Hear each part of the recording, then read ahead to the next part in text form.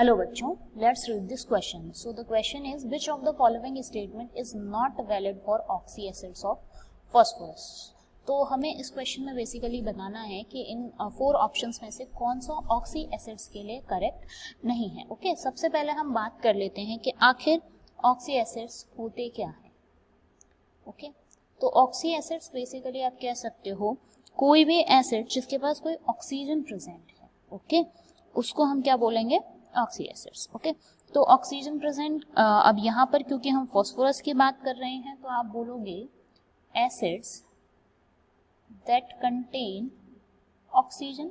Simply oxygen हो, oxy acids हो गए.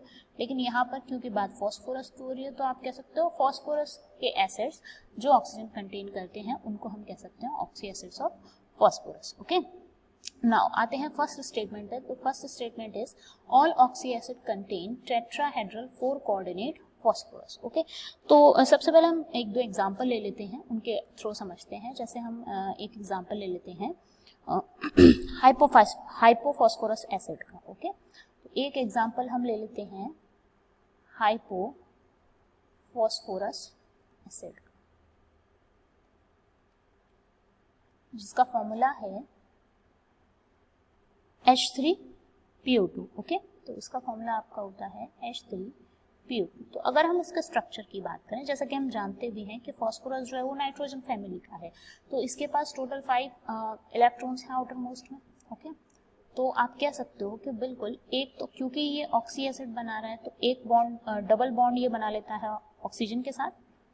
उसके अलावा बाकी के ये शेयर करता है विद अदर एटम्स. जैसे कि अगर ये H3PO2 है तो 3 तो यहाँ 2 H सिंगल बॉन्डेड होते हैं और एक बचा हुआ OH O के साथ होता है. ठीक है, तो ये आपका हाइपोफॉस्फोरस एसिड का है. तो अगर आप देखें तो इसकी जो हाइब्रिडाइजेशन है वो कितनी है? sp3. और कोऑर्डिनेट बॉन्ड जो है वो भी आपको कितने दिखाई दे रहे हैं? टोटल 4. तो इसलिए आप कह सकते हो कि ये आपका जो स्टेटमेंट है दैट इज वैलिड है. नेक्स्ट आते हैं सेकंड स्टेटमेंट पे.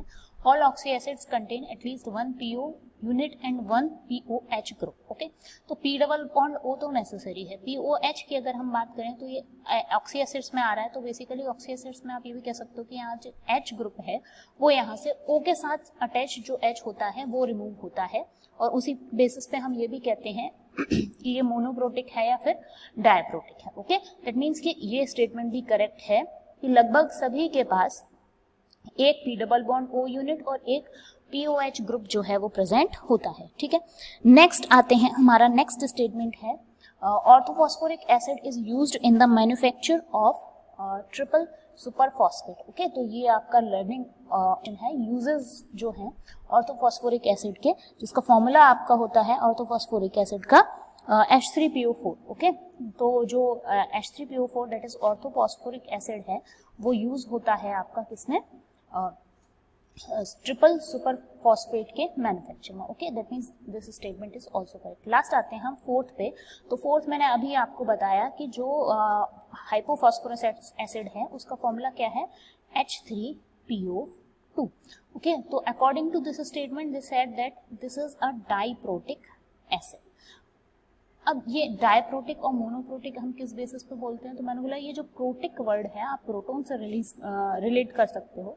जो H है वो जहां से रिमूव होगा, कहां से रिमूव होगा? मैंने बताया अटैच्ड विद O.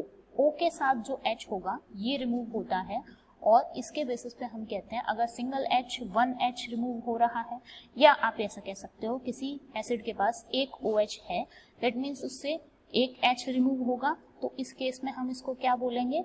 इसको बोलेंगे मोनोप्रोटिक. ओके, अगर मान लीजिए सपोज किसी के पास 2 OH प्रेजेंट हैं तो फिर 2 H रिमूव होंगे और 2 H यहाँ से रिमूव होंगे, तो ये क्या कहलाएगा? आपका डायप्रोटिक. तो जैसा कि अभी हमने स्ट्रक्चर में देखा, इसके पास ओनली 1 OH जो है वो प्रेजेंट है. ओके, तो यहाँ से केवल एक H ही रिमूव हो सकता है और एक H रिमूव होगा तो फिर इसको हम क्या बोलेंगे? मोनोप्रोटिक. ओके, इसको क्या बोला जाएगा? मोनोप्रोटिक.